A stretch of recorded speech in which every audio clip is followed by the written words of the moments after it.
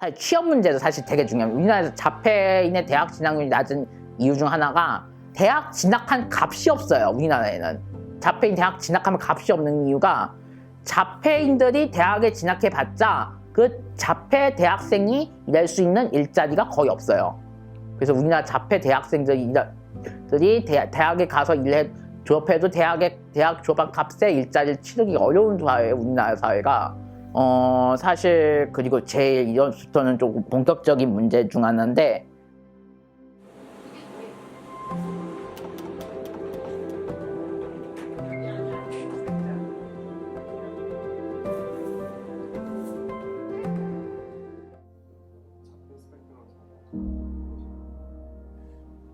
자폐 스펙트럼 장애는 사실 과거에는 이런 용어를 쓰기보다는 인펀타일 오티즘, 유아 자폐증, 이제 좀 발전해서 오티스틱 디스오더라고 자폐성 장애란 말로 이제 발전됐다가 DSM-5 2013년도부터 공식적인 용어로 자폐 스펙트럼 장애로 이름이 바뀌었습니다.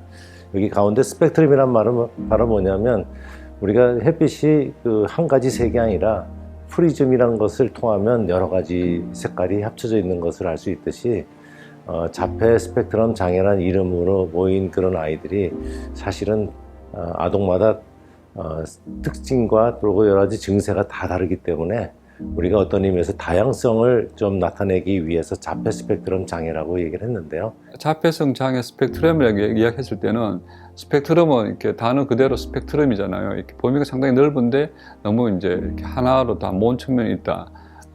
거기에는 이제 긍정적인 측면도 있고 부정적인 측면도 있는데 긍정적인 거는 이제 그만큼 많은 도움을 필요로 한다. 이렇게 봤을 때는 이렇게 중점으로 이렇게 정의하는 것도 뭐 이렇게 바람직하지 않은 건 아닌데, 근데 이제 잘 모르시는 분들이 볼 때 예를 들면 취업할 때 이제 서류를 냈는데 뭐 이렇게 자폐 스펙트럼 장애인데 중증이다 이러되면 이제 뽑는 사람 입장에서는 좀 선입견을 가질 수 있죠. 이 동국에는 제가 한번 장애학생 지원센터 통계를 한번 봤는데 이 동국에는 자폐성 장애 학생이 2023년 3월 기준으로 없습니다.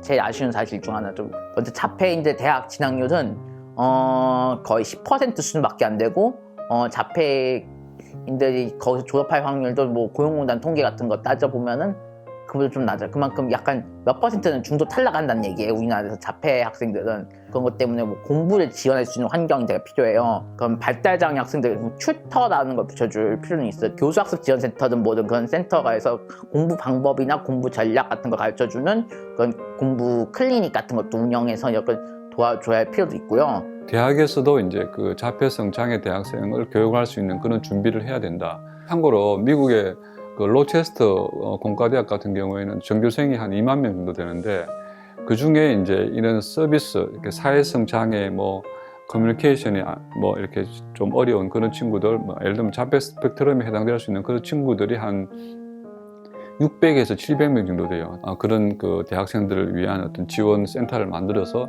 프로그램을 이제 이렇게 시행을 하고 있죠. 제가 요새 중요하게 생각하는 거는 장애인을 위한 스템 교육이라고, 스템이 이제 사이언스, 테크놀로지, 그 다음에 엔지니어링, 그 다음에 매스메틱스예요. 이 교육을 이제 초, 중고 학생들한테도 교육을 해서 이 친구들이 이제 대학 가서도 이제 그런 전공을 많이 하고, 이제 그렇게 하면 이제 이렇게 이 4차 산업 시대에 이제 어떤 취업도 훨씬 잘 되는 거죠. 이게 이제 비장애 친구들을 대상으로는 이게 되고 있는데, 장애 학생을 대상으로 스템 교육은 거의 안 되고 있어요. 예, 그래서 이제 장애 학생들이 그냥 대부분 뭐 이렇게 뭐 초중고 때부터 이런 스템을 접해 본 적이 없어요. 그러니까 다 대학 가면 문과로 가는 거예요. 장애 친구들도 초중고 때부터 그런 스템 교육을 해가지고 대학 전공 선택할 때도 이과도 많이 가게 해서, 그래서 이제 나중에 취업도 대기업이나 중견기업 원래 회사로도 이렇게 직접 채용으로도 많이 가게 이렇게 하는 게 필요한데, 현재는 미스매칭이 심하다. 예. 그래서 이걸 좀 바꿔야 된다. 우리나라에서 그런 자폐인을 맞춤형 교육이란 것이 잘 안 이루어지는 분야에 사실 이게 자폐인들은 약간 전형성이 없기 때문에 자폐 특성이 천차만별이라서 우리는 자폐를 스펙트럼 장애라 부르는 이유가 바로 이런 것 때문에 개별 교육이 필요한 이유가 맞지만 한국 사회에서 이 개별화 교육을 실천하기에는 좀 아직 한국 사회는 좀 인프라나 그런 인식이 부족한 현실이라고 할 수 있습니다. 자폐인들의 어떤 발달 그런 어떤 수준을 보면 전반적인 어떤 수준이 고루 이렇게 균형 있게 발달하기보다는 특정한 영역에서 굉장히 뛰어난 어떤 재능을 갖고 있는데 부족한 부분을 지원해주면서 협업 체계 같은 것을 했을 경우 그들의 어떤 재능을 우리가 사용하기 수월해진다고 생각을 합니다. 제일 중요한 거는 아까 말씀드린 것처럼 이렇게 맞춤형 교육 지원이에요. 자폐성 장애 학생 같은 경우에는 도움이 뭐 10가지, 20가지가 필요할 수 있잖아요. 그죠? 그럼 그 친구에 맞게 뭐 어떤 교육 내용, 그 다음에 교육 표현 방식, 그 다음에 선생님, 그 다음에 이렇게 또 친구 관계를 돕는, 이렇게 이제, 그 지원이 필요하죠. 교육에 대한 그 책임을 오로지 부모님이 다지는 거예요. 근데 그 짐이 너무 무거워요. 이제는 그 짐을 이렇게 어떤 사회나 정부나 국가가 같이 져야 돼요.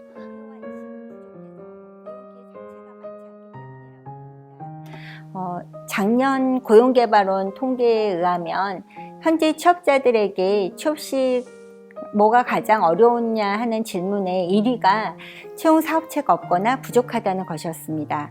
또 현재 사업체를 선택한 이유가 87%가 이 직장 말고는 대안이 없어서라고 답을 했습니다.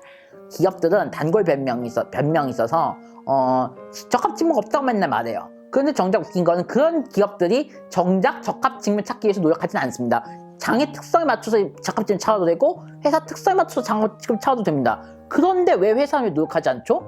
이건 문제입니다. 먼저 기업들이 장애 고용 직무 없다고 타령하면서 정작 직무를 찾지 않습니다. 회사 내 아웃소싱을 시키는 방법이 있어요. 그렇게 하면 또 게다가 요즘 직장인들이 좀 잡무 같은 거를 왜 이걸 시켜요? 막 하는 사람들 많이 있다는 얘기를 들은 적이 있어. 그런 거를 발달장애인들에게 넘겨줘서 비장애 일반 직원들 같이 저 전문적인 업무에 집중하고 약간 일상적이거나 좀 소소한 업무 같은 거 발달장애인 직원들에게 위탁하는 형식을 약간 관리하면 또 다만 그 장애고용제에서 약간 우회적인 정책, 연계고용 같은 정책 같은 거는 대기업 같은 데서 쓰지 못하게 하고 중소기업 같은 데서 정도는 쓸 수 있게 하고 대기업 같은 경우는 좀 장애 고용을 직접 고용할 수 있도록 노력해야죠. 정책적 노력도 각각 필요합니다. 발달장애 구성원 특성상 이제 가족분들이랑 같이 생활을 하세요.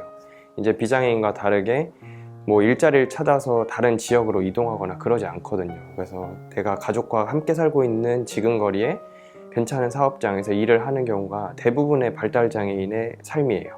네, 그런 삶인데 발달장애인이 취직을 할 수 있다는 거는 우선 그 가족들에게 이제 새로운 시간을 확보해 주는 개념이거든요. 가족들에게도 그 발달장애 구성원의 사회활동이 굉장히 큰 의미가 있다고 보고 있습니다. 발달장애인들은 특히 어리거나 중증인 경우 혼자서는 사회 적응이 어렵기 때문에 가족, 특히 부모의 도움이 필요한 경우가 많습니다.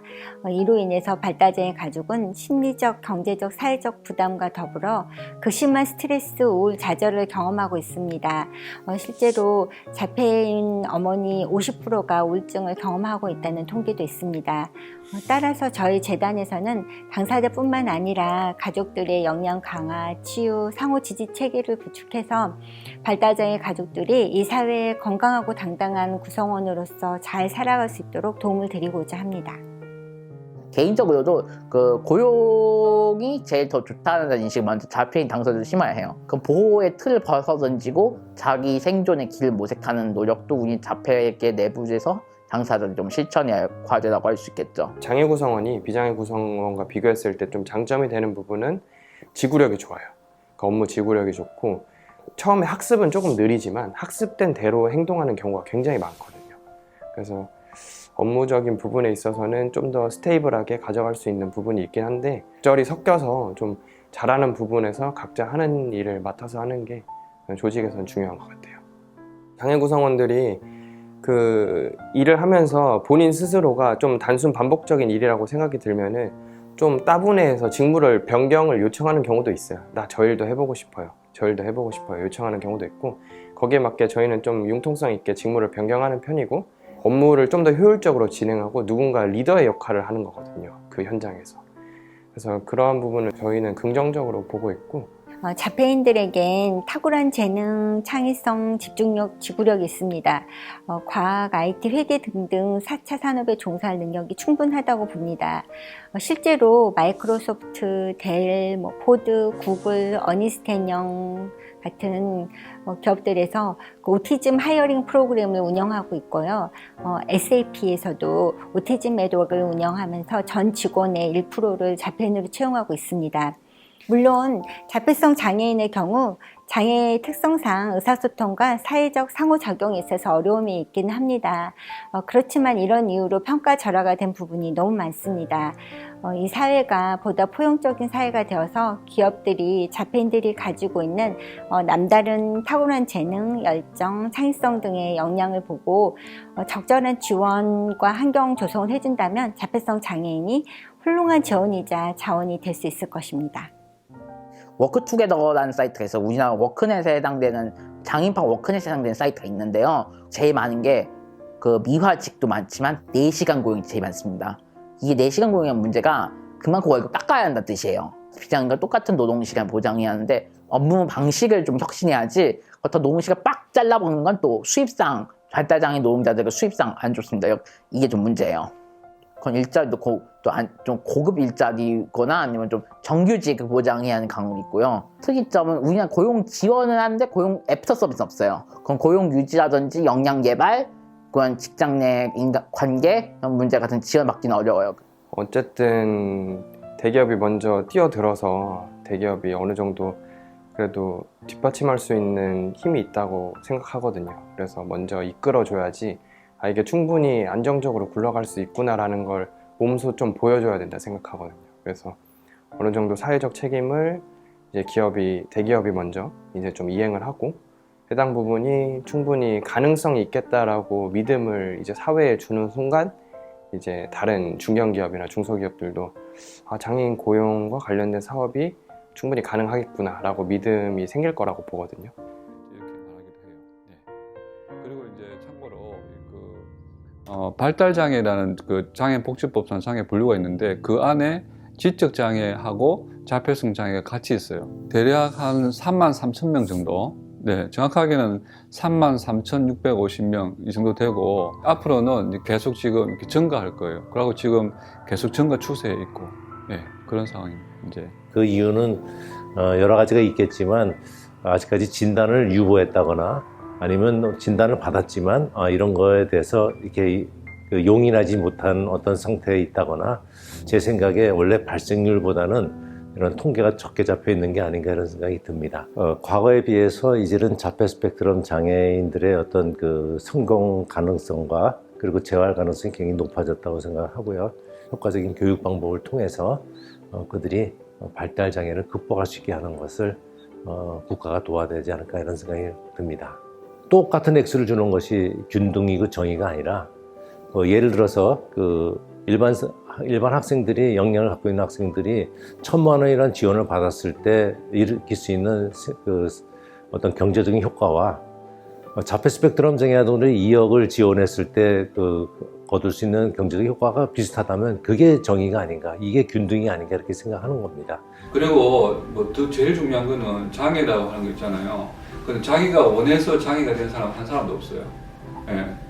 어떻게 자기가 의도치 않았지만 사고에 의해서, 아니면 자기는 의도치 않았지만 어떤 유전적 요인에 의해서, 자기는 의도치 않았지만 다른 요인에 의해서 장애가 발생한 거예요. 거기에는 신체적 장애도 그렇고 정신적 장애도 마찬가지예요. 우리도 다 잠재적 장애인이 될 수 있기 때문에 그런 장애인을 위한 정책은 곧 우리를 위한 정책이다, 이렇게 생각하면 돼요. 같이 풀어가야 하는 사회적 문제지 그냥 장애인 아니면 장애인 가족 그분들만의 문제는 절대 아니에요. 내년 이루고 싶은 게 있다면 좀 넉넉한 재력과 안정된 직장, 그리고 또 자폐 때문에 그건 극복하면서 같이 지낼 수 있는 환경도 있고, 또 자유롭게 친구들을 만나서 술 한 잔도 하고 그런 고기도 같이 구워 먹는 그런 사회도 원하고요. 왜냐면 우리나라에서 자폐인의 결혼율이 그냥 0%가 아니고 산술적으로 0%이기 때문이에요. 그 산술적 0%는 건 서류 자체도 안 난다는 뜻이에요, 우리나라에서. 그 정도 수는 자폐인이 연애나 결혼 같은 건 못하는 환경이고요. 많이 아쉽긴 해요. 그래서 전 자폐인이라고 해서 뭐 특별히 뭐 우대받거나 하는 것도 가끔 필요하겠지만 자폐인이라고 좀 자폐인이라고 해서 별반 다를 거 없는 삶을 살며 크게 바라는 욕심 같은 거 그냥 뭐 해외여행도 좀 적당히 좀 1년에 한 번쯤은 해외여행도 다녀오고 그런 정도쯤만 있어도 충분히 아주 평범하지만 평범하게 그지 없진 그러면서 별난 그런 모습같이 사는 거 싶긴 해요.